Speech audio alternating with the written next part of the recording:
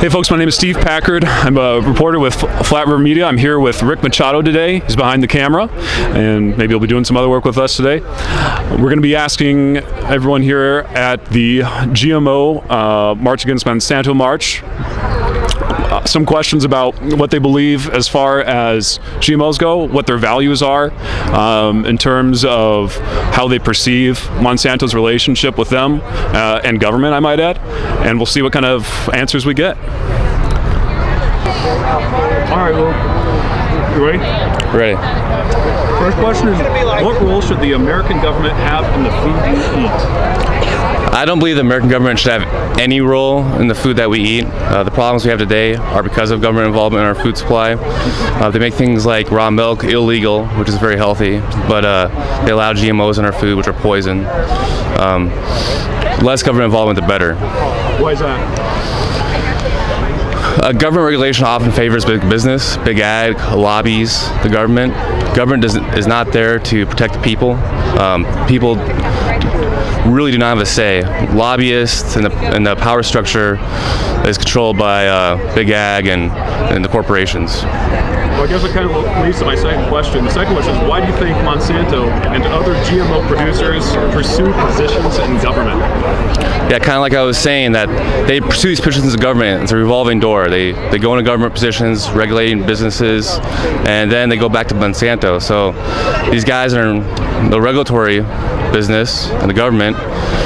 They go in there, they allow Monsanto to put its food on the market, and then Monsanto gives them, a $100,000 a year job, $1 million a year job for doing their favors for them.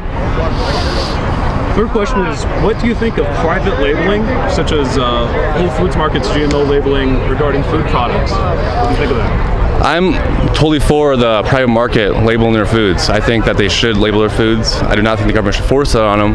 But the only way we can trust the system is if private market and private individuals and private business take upon themselves to let people know what kind of foods they're eating. The government's proven totally inept in this process, and it'll favor, if government is in charge of labeling, it'll still favor the large Monsantos of the world. Why do you think that, Luke? I think they've already proven that they have a vast amount of influence, and they have the power to lobby, whereas the American people in general aren't organized on these kind of, they don't have the profit at stake. So, Monsanto can lobby for one law, or allow these things to be passed and allow this to be in the public. And the public doesn't have the same incentive that Monsanto does, because Monsanto makes the profits. So you don't think the profit's necessarily bad in that sense? It's spread out. So I mean, the public doesn't have incentive, but they have incentive in lots of things. So the public has to be wary about many different things. Whereas Monsanto has one goal, and they're willing to get their lobbyists in to achieve that goal. And finally, the last question is, what should we do, just in general, into the future to create a better, more wholesome food health for ourselves and others? I think everyone should look at taking health in their own hands.